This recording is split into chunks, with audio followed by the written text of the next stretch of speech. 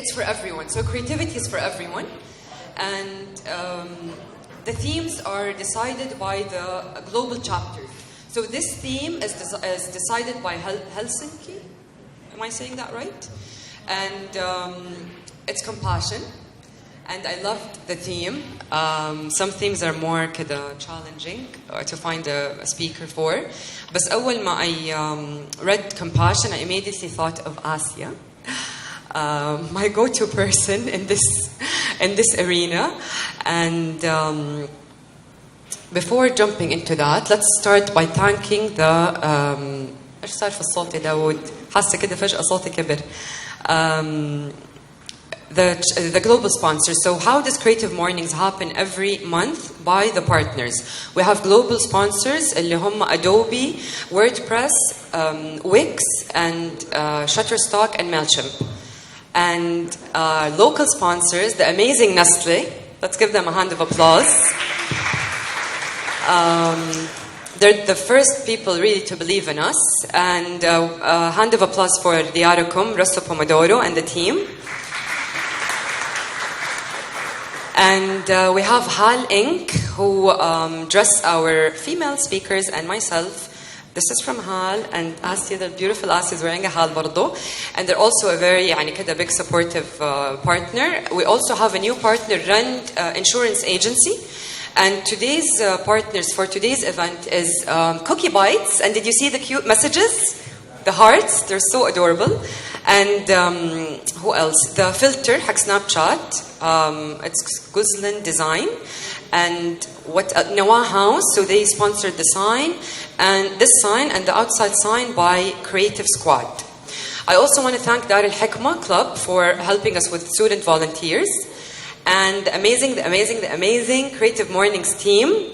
Volunteers are making this happen. I couldn't believe it myself when I started off the first talk. I was like, كيف يعني, how is this going to happen? بس ما شاء الله حقيقي, if we believe in good comes to us. So the volunteers, yay, دحين بعدين نعزمهم على هنا. Okay, Assia. Assia is a psychotherapist and counselor at ACT Center with many years of experience, and ما شاء الله تبارك الله كده a role model and an inspiration. And I'm really excited to learn and be inspired. And I'll give you the mic.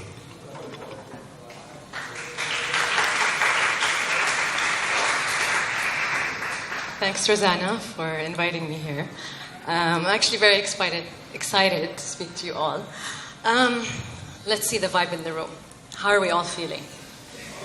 Yeah? Are we feeling compassionate?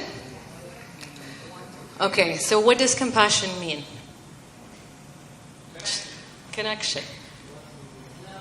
Love. Empathy. Seeing you.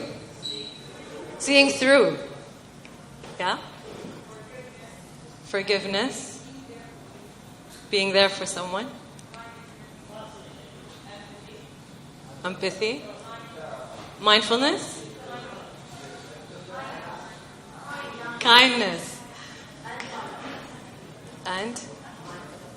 And mindfulness. How many types of compassion are there? Or how does it flow?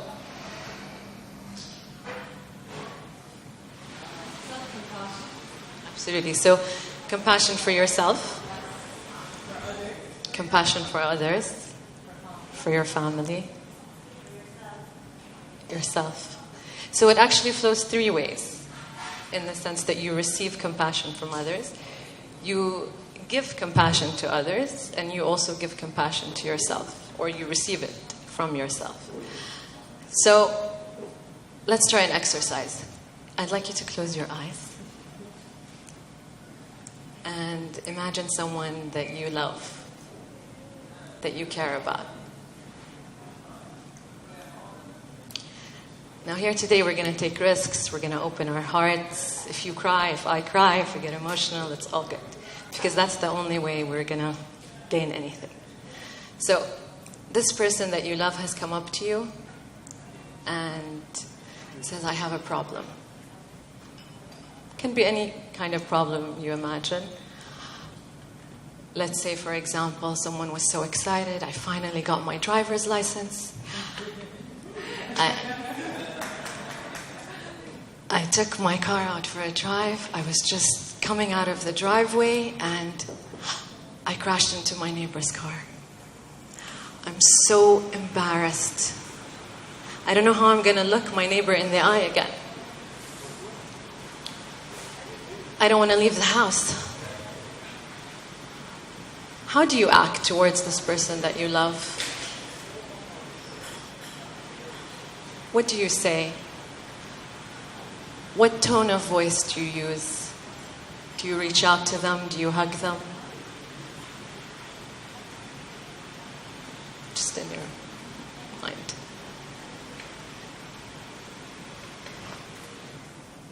Yeah, picture yourself and how you'd be. Now imagine that that person with whichever problem you chose is you.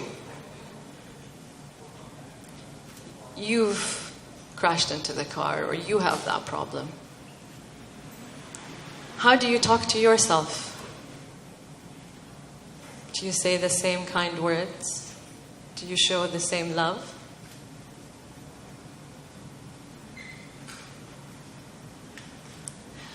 Think about if your attitude changes. Think about how you feel in your body if your attitude changes. And when you're ready, open your eyes. And on your pieces of paper, I'd like you to imagine 3 buckets.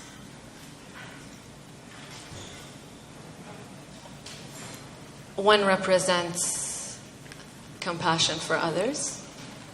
The other represents compassion for yourself. And the third, your self-esteem. Fill up those buckets as you feel runs for you. Sorry? So compassion. One bucket is compassion for others. The second is compassion for yourself. And the third is your perceived level of self-esteem. You could put percentages, you can color them in.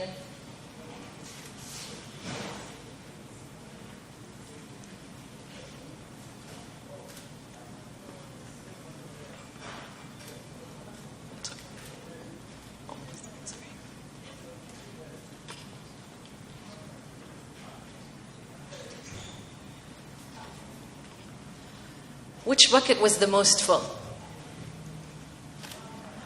Others. Everyone? Show of hands. Huh? What about compassion for yourself? At least 50%? Anyone fill up their bucket halfway? It's okay. What about self-esteem? How high did we get there? I see a lot of shakes. So, my question for today is, why don't we have more self-compassion for ourselves? Or why don't we have more compassion for ourselves? What's stopping you? Just write a few things down. What do you feel gets in the way? Comparison to other people.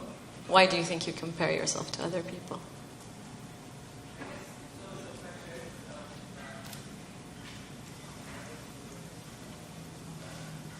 Social pressures. Social pressure to do what?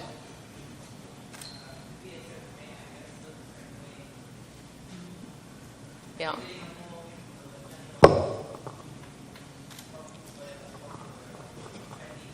We're always under that pressure. So, any other things anyone wants to share?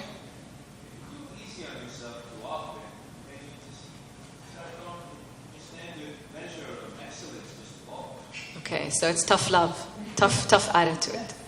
Great. I'm going to come to all of those. Expectations? in terms of... So the pressure of those expectations. So what happens then? To meet them. So when we don't meet them, we feel less self-esteem. Okay. Yeah. Anyone else wants to share what they wrote, what gets in their way? Priorities. Prioritize, others over ourselves. They take up the space, and there's no space left for us or what we want. And we've come to believe that that's wrong. It feels selfish, right? So, in our attempts to be compassionate, if your compassion doesn't include yourself, it is incomplete. So today we're really going to understand why we don't. So, a kind soul created this little avatar, or what do they call them? Kind of for me. We've all grown up with this battle for self-esteem. I grew up in Saudi. We're good. Yeah. Okay, we can go to the next slide. That's fine. And we are, trying to create this perfect image of ourselves.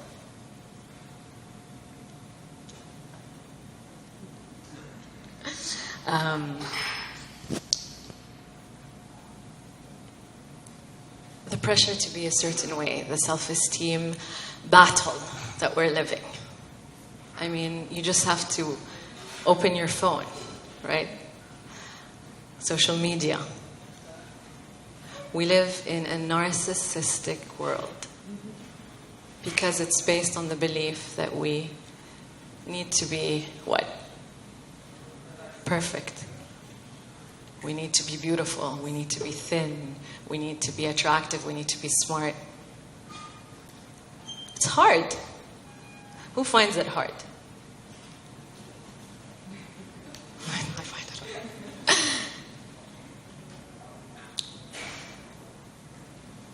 The battle between self-esteem and self-compassion is an interesting one. So, the magic of filters, has that helped our self-esteem, or has it just created a cloud? It's like, I can't have a picture taken unless it's with a filter. I only want to have photographs taken from one direction. Everyone is judged by the number of likes they have, by the number of followers. Even when you know that's not how it should be. You're like, I got another like. It feels sad sometimes. So let's get into it.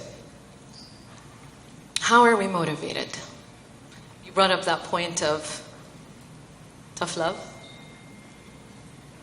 or the tough attitude.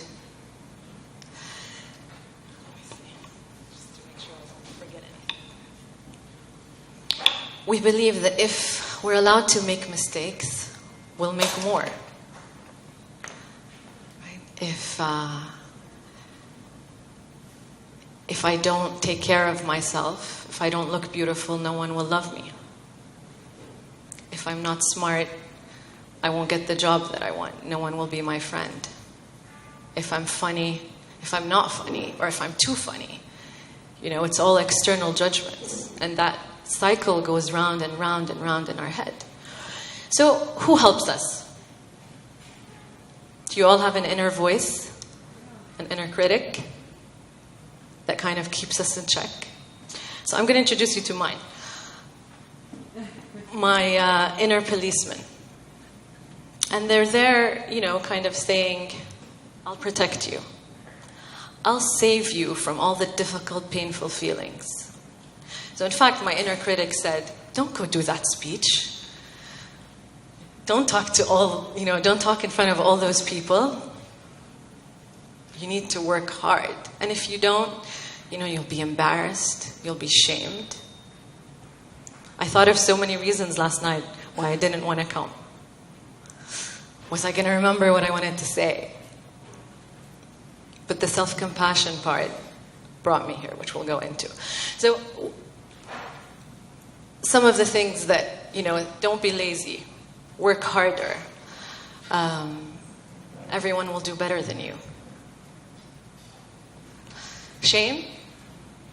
We're often shamed into doing things. Can you write a few lines of what your inner critic says to you? What your inner policeman, how they keep you in check, how they protect you from the difficult feelings.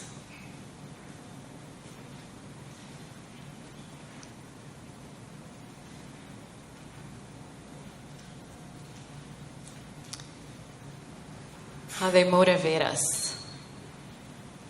You're bad. Work hard.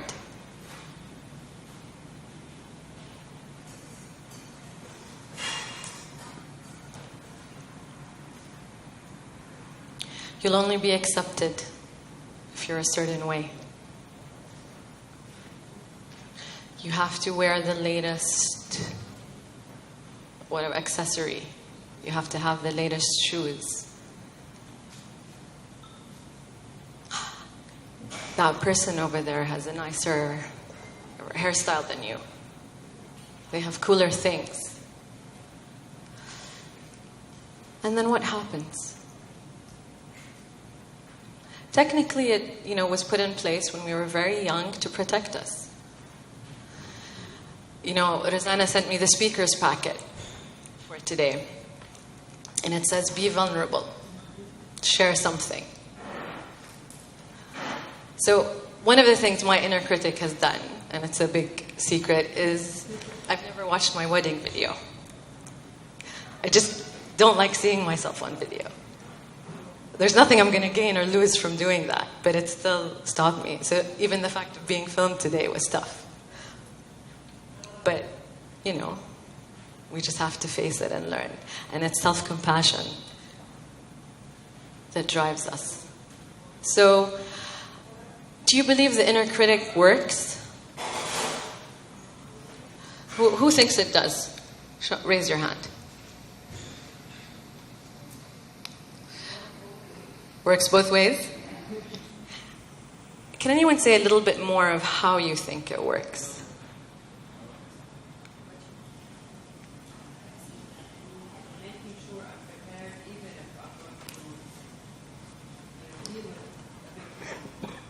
Okay. The myth. Yeah. Because the inner policeman, though, or inner policewoman or critic, is so vigilant. Do you notice how they have the most amazing vision to pick up every single thing that's wrong with you? A hair that's out of place, a friend that doesn't call you back, and is always ready to tell you why you're not good enough, trying to propel you on. I want you to, as a therapist, sorry, I have to bring out the feelings, close your eyes one more time for me and really focus on the feeling you have inside when your inner critic speaks.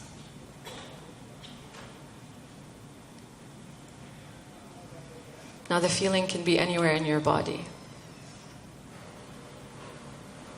Really focus on the hormones that are circulating, that those words, the harsh words, or that you need to be better, you need to do better, create.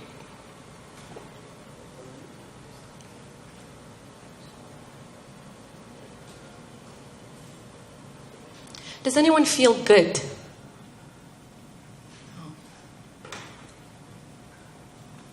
Can anyone identify any of, I know it's a bit like going into the scientificness, but it's important. Can anyone identify any of the feelings? Self-loathing. Yeah. Anxiousness? And? Anxiety. Agitation. Yeah. Frustration, anger. Yeah. What's happening in your bodies right now is that you're feeling under attack. So cortisol and adrenaline has gone up. It's not a happy place to be. It's actually our, prehistoric or our evolutionary body protecting us. Before it used to be against predators. Something is coming that's bad. I need to what? Fight, flight, or freeze, right? And you get the surge of the cortisol and the adrenaline to help you achieve that. So in fact, with our inner critic, what happens is we are both the attacker and the attacked. So I really want you to think of that the next time. By the end of today, I'm hoping to convince you to have a different relationship with that inner policeman. But one of the things is you are attacking yourself. So you're both the victim and the perpetrator. Because we've learned to internalize these voices. It's actually also the fault of the mental health field as well, previously, because that's how we judge ourselves. That's how we judge how well we're succeeding in life. How high is your self-esteem? How do you feel about yourself? Do you feel good? Do you feel confident?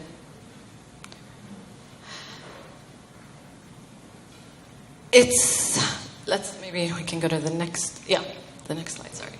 So the motivator here is fear and not love.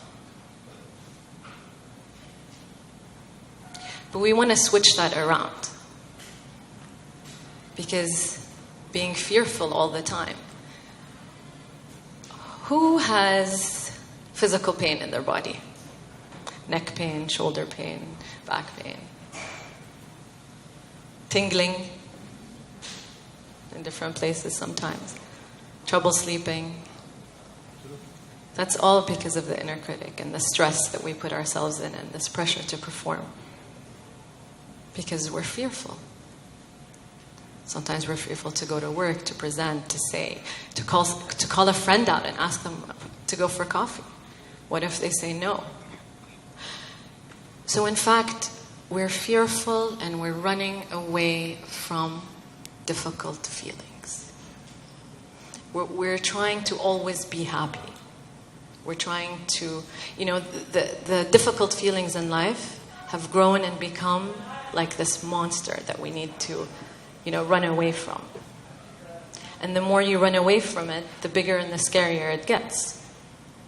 It's like if I told you, don't think about chocolate cookies. Everyone thinks about, the harder you try not to think about something, the more you're going to do it. So let's get into it and look at the actual differences between another thing is when you're on the self-esteem thing and you're feeling good and your bucket feels good, it's very temporary. You're on this pedestal, you have your crown on, but it's fleeting. You know that you could be knocked off this shaky pedestal at any point. Yes, you did well on this exam. Yeah, I aced that presentation. But what about next time? Yeah, I went to the party and we danced and we had a good time and my friends and, I felt really popular, but the next morning you always wake up with that heavy feeling. It doesn't last. You're excited, you go on a trip, you have to come back home. Oh, life is boring. What am I going to do? What do I have to achieve? Okay. There are midways in some things, but it's a lonely place up there. Often. And we're always worried that someone is going to come, kick us off that place. So, self-esteem and self-compassion, if we put them in a table, self-esteem is always fluctuating, where self-compassion is more constant. So, self-esteem is the way you feel about yourself, where self-compassion is the way you relate to yourself, which is constant. Should be kindly. Self-esteem is always contingent on the last thing you did, on the last thing you heard, on your last text message, on your last encounter. Where self-compassion is constant. With self-esteem, there's always a judgment.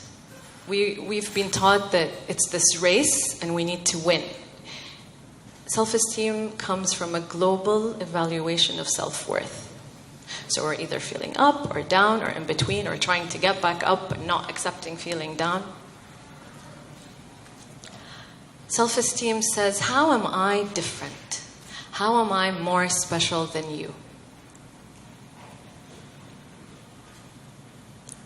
Doesn't teach us to connect. Whereas self-compassion says we're the same. I want to connect with you, my fellow human. I'm a human too. But with self-esteem, the message is I need to be superhuman. I need to be perfect. If we, fall into the messages that are surrounded and that the advertising agencies, used to know, and buy this and you'll feel more beautiful. Come to this place and your life will be perfect. The need to be above average, that imperfection is not okay. So we're often separated and isolated. The inner critic is keeping watch and will tell us off. Sometimes it comes from a good place, but that imperfection, with self-compassion, imperfection is natural for all of us. Who's perfect? Yay! Tell us. With self-compassion, we connect and we bond. There is that shared human experience. So, a good way to think about it, like the example, is to treat yourself as you would a good friend, a loved one. So, my third character is, thank you, the self-compassionate. And so we talked about cortisol and adrenaline and how that's not a good place to be. The amazing thing about humans is that we're mammals. So we're programmed to respond to what? Sorry? Touch? Yes? Stimulus? What's the big word? People? And what kind of people? So positive connection in that sense. Like since we're babies, we love touch. How does a mother talk to her baby? With action. She uses the facial expressions, love, the sound, whispering, gentle touch. Babies respond to senses, to soft touch. Yeah. So what happens hormonally in our bodies then? Oxytocin. And natural opiates, and the cortisol level drops. So essentially we feel safe. And actually safety is the best place to function from. Does that sound like it could be acceptable to you guys? That it could be a different place to move from? From love? From that self-compassion? We're going to try a mindfulness experiment later. So let's look at how self-compassion works, or how compassion in general works. So the first point is to be compassionate is to notice suffering itself, to see it, to recognize it. Then it's to feel moved by it, to want to help change it. And then to acknowledge the common humanity in it. Mindfulness is essential as well, because you need to just be aware of what's happening. So instead of running from difficult feelings, what you're doing is accepting them. You're not fighting them. When you embrace them, they become smaller instead of bigger. Be it shame or disappointment. If we distract ourselves, if we run away from it, if we, eat so we don't feel, if we smoke, if we call a friend, if we distract ourselves in so many ways where we just push down the feeling, it's always going to be there. Emotions are energy in motion. As I learned think from Reach Wellbeing. And if you don't allow those emotions to move, they will stay stuck, and they will be heavy, and they will create ailments in your body. They can lead to depression coupled with your inner critic. So it's important to acknowledge all the feelings. So compassion is noticing those negative feelings, allowing them to come up, and sitting with them. Not exaggerating them. Not saying, oh, this is the worst thing ever, because it's not. Because at the same time, you're acknowledging that everybody feels like this. With self-esteem, it's shameful, because we're alone on that pedestal, and we're like, nobody feels like this. But with self-compassion, your immediate thing is, it's okay. All humans make mistakes.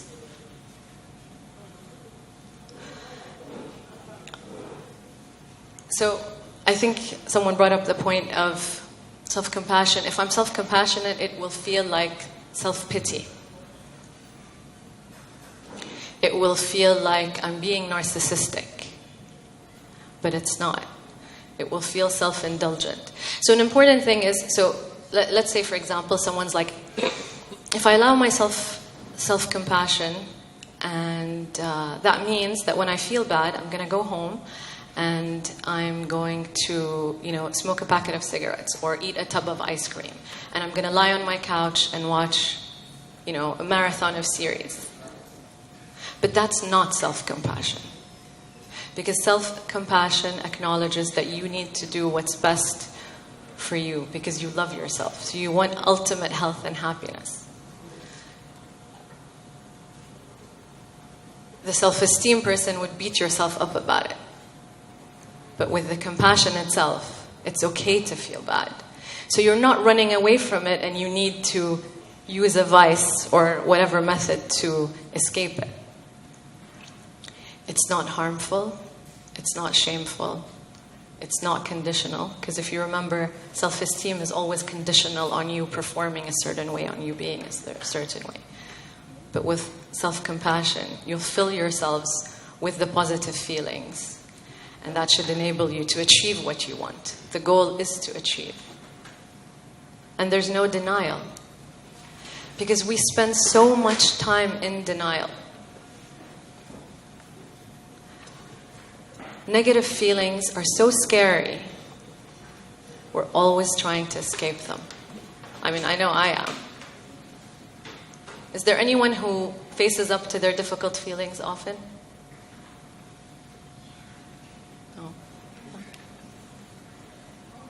All the time? How do you do it?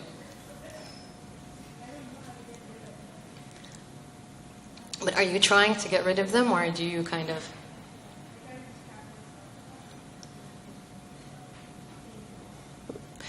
Because why are you trying to distract yourself from them?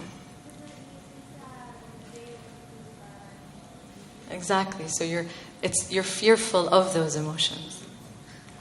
But if you turn towards them and accept them, you won't have to do that kind of dance anymore. We believe that difficult feelings are unacceptable, so we're always running away from them or denying them in some way. So we often have all our ailments and we go to doctors and they're like, there's nothing wrong with you. And then you find out the underlying cause is often emotional. So, whereas on a pedestal we're alone, with self-compassion, we are together. We are loving. We are emotionally resilient because we're not scared that our emotions are going to be beaten up. We have an accurate self-concept because we don't need to hide our imperfections. With self-esteem, you have to hide them. Because what would happen if you said the truth about your real abilities, about how human you are? But with self-compassion, you're proud of them. It's okay. You can be more clear, you can take more risks, because the fear of failing isn't so scary anymore. Because you have less at risk. You can be in caring relationships because the ego is less prominent. There isn't that need to win. Have you noticed there's a bullying epidemic? All over. And that's coupled with the narcissistic one, the selfie, especially amongst teenagers and young kids. Why do people bully? To feel better about themselves. Why do you need to feel better about yourself?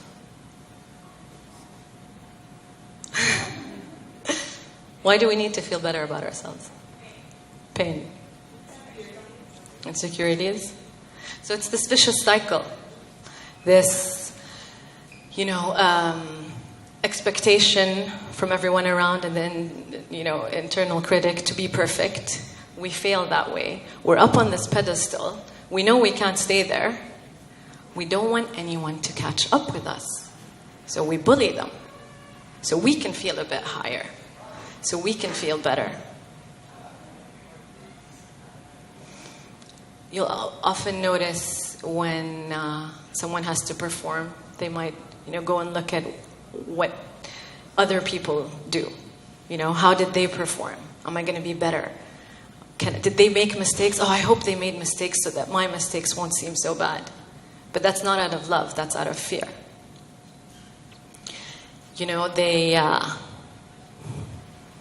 When you give speeches, they'd say, look out in the crowd and imagine everyone naked.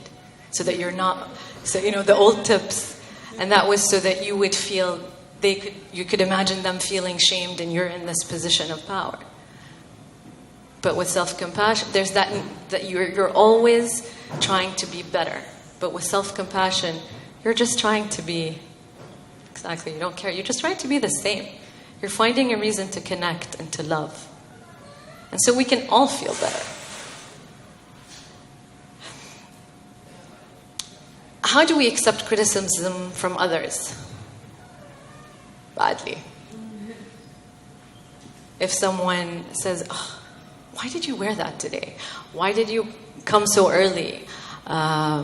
You were really out of order last night. The anger we have towards that person is really intense. Because we can't handle that criticism even to ourselves. And our inner critics lash on to what they've heard. Our inner critics have been, developing since we were children. And they're so clever at remembering all the negative things they've heard. It's unbelievable. But instead of running away from the inner critic, what we want to do is embrace it. And teach it self-compassion. We become less narcissistic, less angry. It will always be available to you.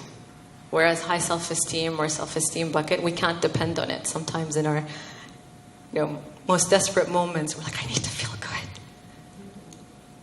And we don't. Our bodies betray us. The shakiness, the nervousness. But if we can practice self-compassion on a more regular basis, and we're filled with cortisol and, the opiates and feel-good hormones not cortisol, oxytocin and not cortisol, then you're already at an advantage. And your whole nervous system calms down and you experience life in another dimension. You're able to listen. You're able to be in relationships. You can have coffee with a friend and not have to look at your phone. You don't need external resources to constantly give you these little pills of feel good. Put it in your self-esteem bucket. You're doing well today, where on other days it's empty.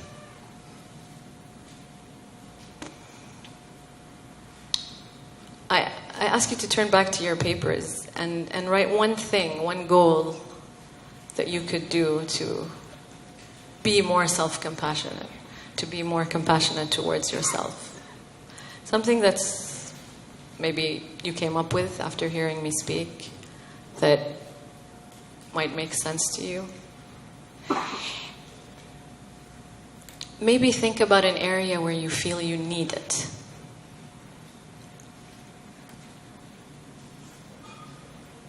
where you're kind of harsh towards yourself, where it would benefit you. Remember, one of the key components is mindfulness. So we need to be aware of how we're feeling. And that's with curiosity, with acceptance, with non-judgment. So when a difficult feeling comes up, don't fight it. I promise you, it will pass. But if you fight it, it will hide. It's going to feel bad. Just imagine it like a headache that comes, gets intense, reaches an apex, and goes down. It will subside. Try it today at some point. Breathe into it.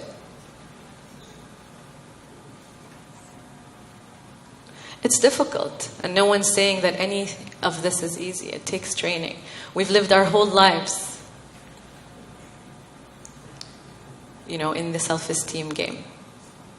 But I think it's time to change. And if, most of you might already be, aware of the self-compassion, and that's how the world works. And if this, talk happened 20 years ago, it would sound really foreign. But, everyone is, into affirmations and into positivity. And even as therapists, we no longer give people just, okay, these are tools to feel better. No, we sit with them. We sit with them, with ourselves, and we look at the pain and we understand it. The message is not to be scared of the difficultness, because we're all human and we all suffer. And that's okay, because we also all love and we all can have fun together. My daughter sweetly made me these hearts she cut them out carefully last night, and I promised her I would show them today. So if you have self-compassion and you have compassion for others, there will be a lot more love and compassion in the world.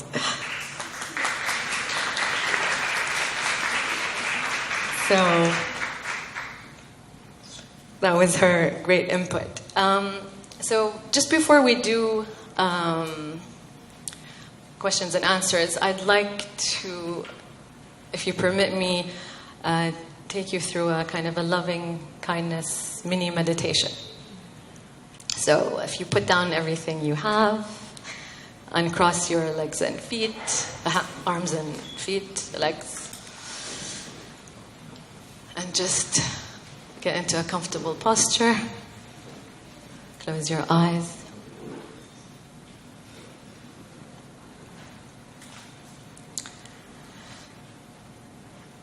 And if you take a deep breath in, preferably in through your nose, out through your mouth, 3 deep breaths, and allow whatever comes up to come up. Breathe into your heart region.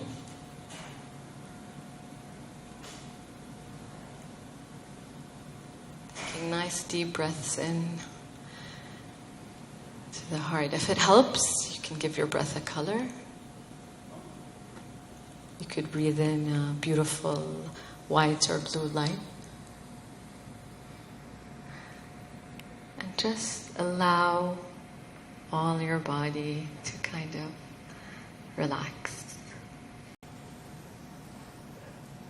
Call that situation to mind and really imagine all the feelings that are connected to it.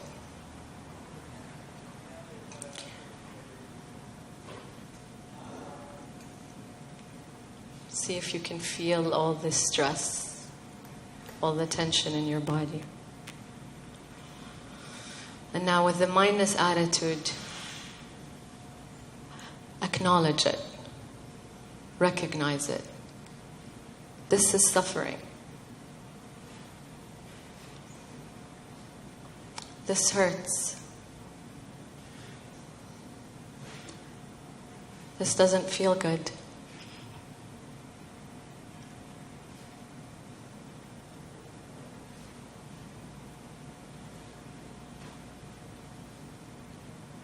But also think how suffering is a part of life. That it's shared. It's common humanity. Other people feel this way. I'm not alone.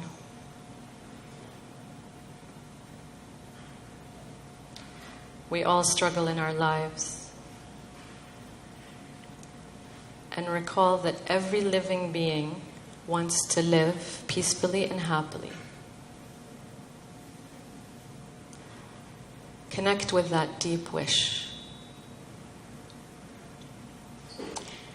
And say to yourself, just as all beings wish to be happy and free from suffering, may I be happy and free from suffering. Now put your hands over your heart and feel the warmth of your hands and the gentle touch of your hands on your chest.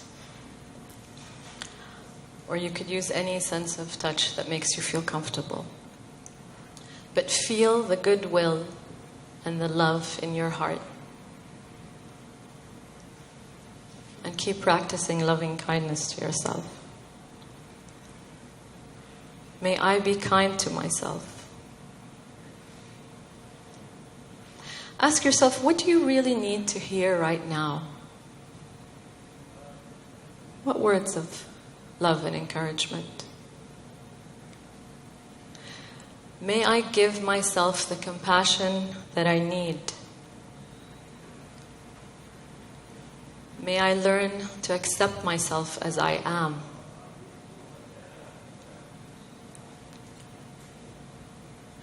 May I forgive myself.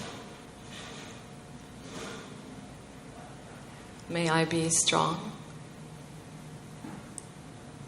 May I be patient. May I be safe.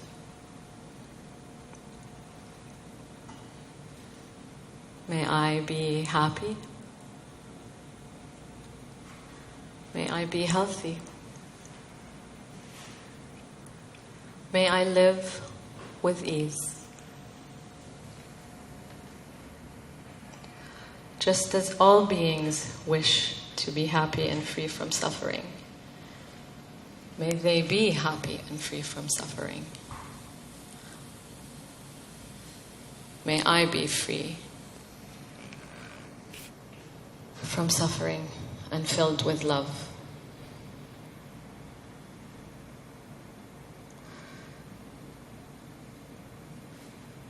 And if you thank yourself, feeling more love and kindness fill your hearts for taking the risk to do this meditation, thanking yourself for coming here, I thank you.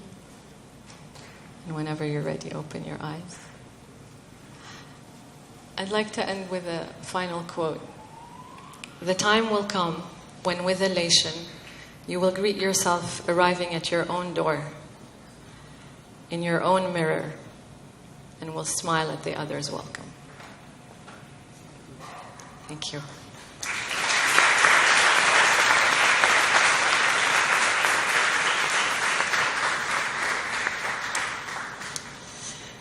Questions? Or just feel like coffee and chatting to your newfound fellow humans. Hi.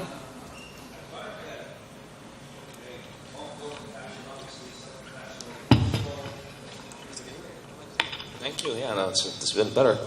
So I'm all for compassion, obviously, self-loving and all that, but I brought up self-loathing earlier, and I feel that meditation is a great way to end because it also teaches about a sort of detachment from self.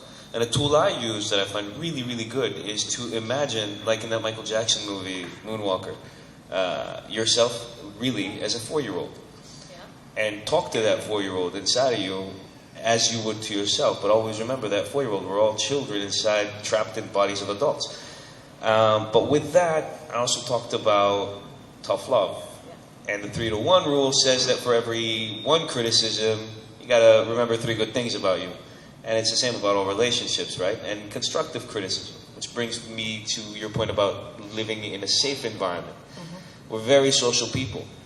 And I don't think it's so much about, we don't bully or try to be narcissistic for the sake of feeling better than everyone else, but really just so that we can be with everyone else. I think we're very insecure and detached. We want to be part of a society, but there's some reason that we don't have that kind of trust that enables that safety to feel that way towards that inner child. So my question then, all this to thank you for listening to me, but my question is, how do you build that safe space inside and outside with trust, considering we all want to fit in the end? A great point, but I'll in true therapist form, why do you think we don't have trust? That's what I see. There's a lot of suspicion.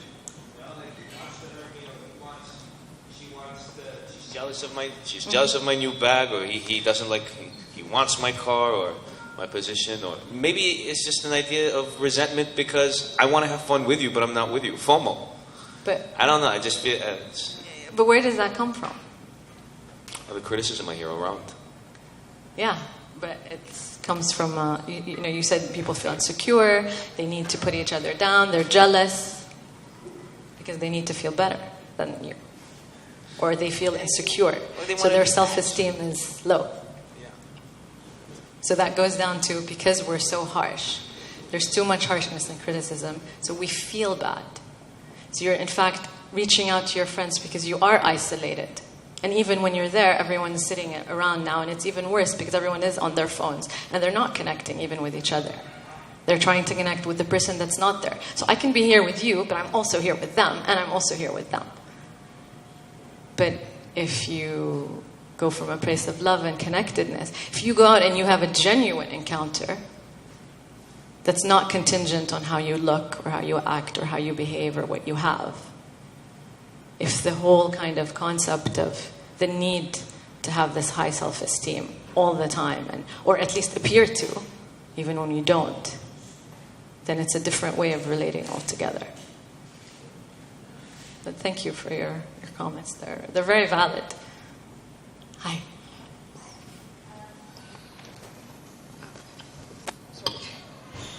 Thank you for your talk, and Mr.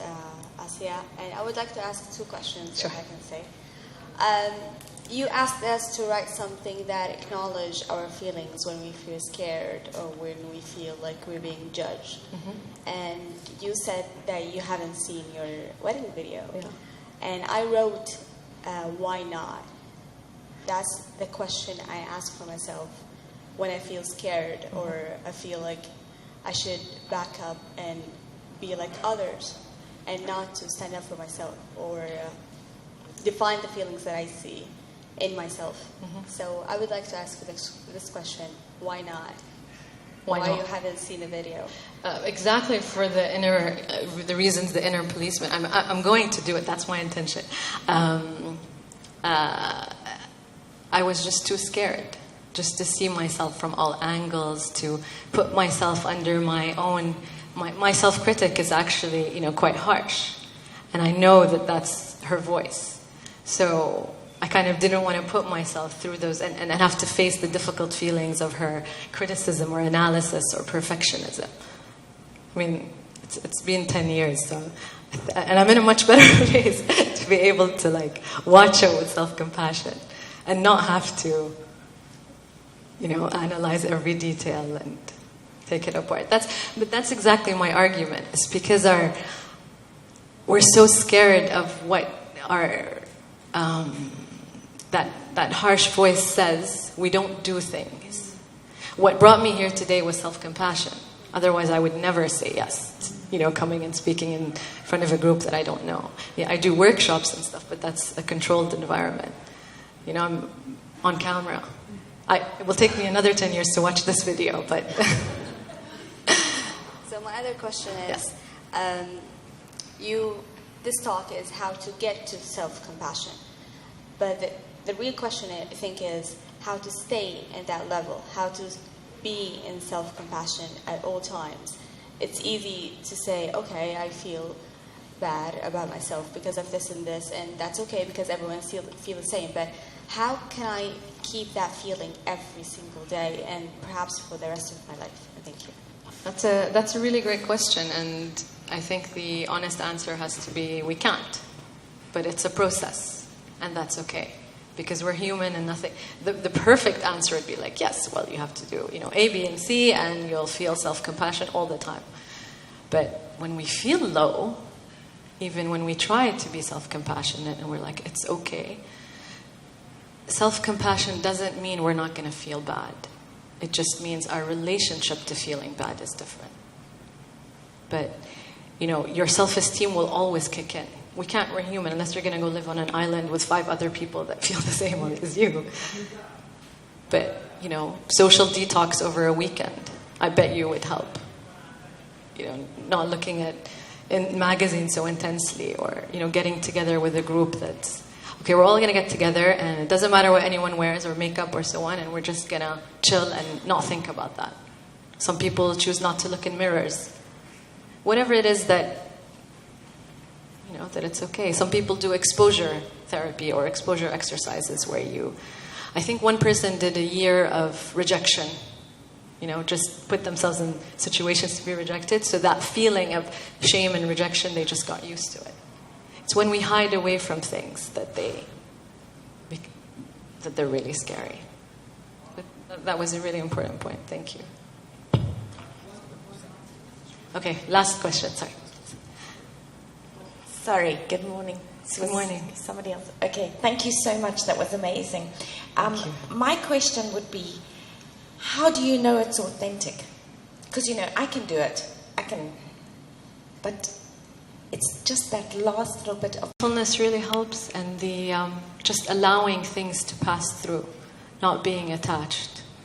It's about acceptance, curiosity, and not judging. Your judging thoughts will come. But just say, okay, that's judging. Name it. Like when we, talk about mindfulness. Okay, that's criticism. That's me doubt. That's self-doubt. Name it and let it go. You think? Yes. Last one. Sorry. Last one. Okay. Yes, I have a small input actually. I've learned something recently by Mel Robbins, the 5-second rule. So she says to beat your inner self, to win over your inner self, try to count 5, 4, 3, 2, 1. And then, for example, if right now I tried it, I didn't want to speak right now, but I said 5, 4, 3, 2, 1, and then it made my mind confused, it interrupted my mind. So then I stood up and spoke. So that's my first example of self-compassion. Excellent. Thank you. Well done. That was great. See, you leave with an additional, really helpful tip. As always, I learned so much from all of you, and I really thank you for your time. I wish we had all day to chat, but till another time. Thank you, everyone. Hello. Oh, mashallah. Looks nice from here, صح? Thank you so much, Assia, for it's really amazing, the experience and all the thoughts that we're leaving with. This is a small thank you card by Origami. Just صفك تاني.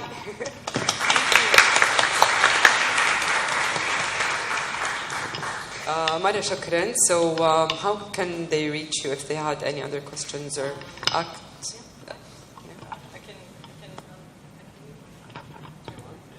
I can leave my email, or I'm at ACT Center. And if you just put actcenterjeddah.com, you can check out our center and all the ACT, all the great things. No, we can't. Okay, thank you. And again, I want to thank the sponsors and the volunteers really for making this happen, for staying, as we call it in leadership language. It was a challenge to sustain Creative Mornings with the scarcity in resources and sponsors initially. Alhamdulillah, dahin we're in a much, much, much better place.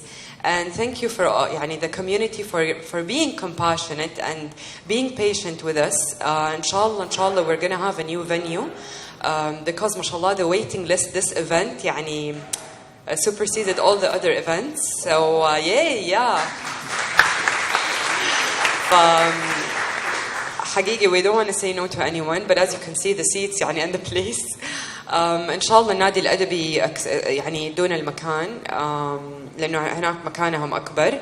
Another great news في شيء اسمه داعم by وزارة التخطيط which is بيدعم الأنشطة والهوايات.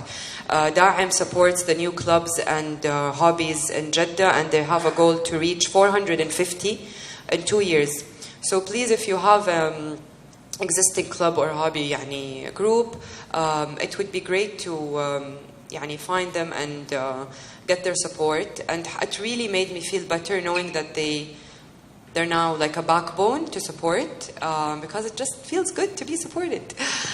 Thank you so much, and feel free to mingle again. And في لسه ترى الكوكي بايتس, النستلي, Italian touch. And yeah, did I forget anything? Because usually I forget something. صحرش? Okay.